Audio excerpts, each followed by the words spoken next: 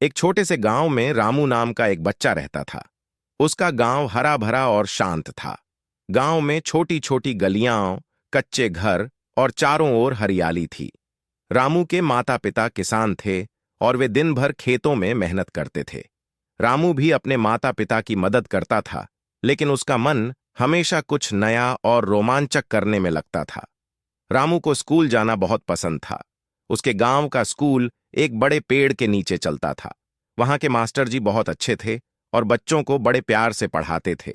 रामू का मन हमेशा पढ़ाई में लगा रहता था, लेकिन उसके अंदर एक और गुण भी था। वह बहुत जिज्ञासु था। उसे हर चीज के बारे में जानने की उत्सुकता थी। एक दिन रामू ने सुना कि उनके गांव के पास एक पुरानी गुफा है जिसमें बहुत सारे रहस्य छिपे हुए हैं। गांव के बुजुर्ग लोग उस गुफा के बारे में कई कहानियां सुनाते थे। कुछ कहते थे कि वहां खजाना छिपा है, तो कुछ कहते थे कि वहां भूत प्रेत रहते हैं। रामू को इन कहानियों पर यकीन नहीं था, लेकिन उसकी जिज्ञासा बढ़ती जा रही थी। एक दिन उसने अपने दोस्तों के साथ मिलकर उस गुफा को खोजने का फैसला किया। उसने अपने दोस्तों मोहन, सुरेश और गीता को इस रोमांचक सफर में साथ चलने के लिए राजी कर लिया। वे चारों ने अपनी स्कूल की छुट्टी के बाद गुफा की ओर जाने का निश्चय किया। वे अपने साथ पानी की बोतलें, एक टॉर्च और कुछ खाने पीने की चीजें लेकर निकल पड़े। गुफा गांव से कुछ ही दूरी पर थी, लेकिन वहां पहुंचने के लिए उन्हें जंगल के बीच से होकर जाना पड़ा। जंगल में घुसते ही चारों दोस्तों को थोड़ा डर लगा, लेकिन उनकी उत्सुकता ने उनके डर पर काबू पा लिया। थोड़ी देर बाद वे गुफा के पास पहुंचे। गुफा का मुंह बड़ा और काला था, जैसे किसी बड़े जीव का जबड़ा।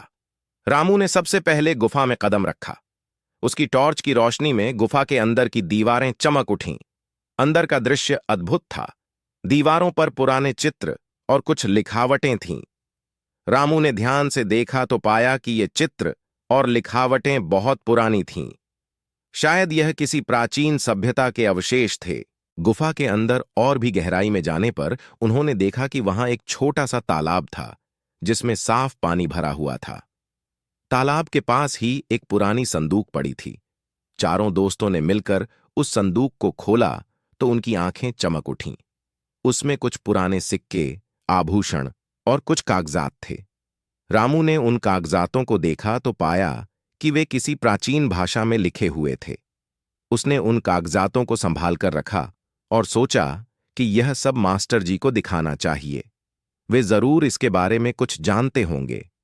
जब चारों दोस्त गुफा से बाहर निकले तो उनकी खुशी का ठिकाना नहीं था। उन्होंने तुरंत स्कूल की ओर रुख किया और मास्टर जी को पूरी कहानी सुनाई। मास्टर जी ने जब उन कागजातों को देखा तो वे भी हैरान रह गए। उन्होंने बताया कि ये कागजात बहुत पुराने हैं और इन पर किसी प्राचीन भाषा में कुछ महत्वपूर्ण बातें लिखी हुई हैं।